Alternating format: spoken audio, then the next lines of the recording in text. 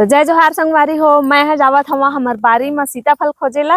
कल जो हर पार ही से दादी है तेला हमन ह खाए रहेन और आज अउ मस्त बड़े बड़े हो गए हवे तो देखत हो मिल जही त कतका कन फरे तेला जाके देखत हवा।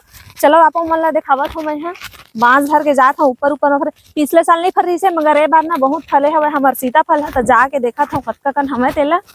और बेंद्रा मन है तो आजकल पहली बेंद्रा मन खावत नहीं रही है सोचा संगवारी हो, मगर अब ना सीताफल ला पूरा बंदर ह खाक नाश कर देथे। तो खाद हे धुन बचे है पूरा। देख तो पेड़ मतलब फलका दे बेंद्रा है ए में के नान नान है नहीं हुए।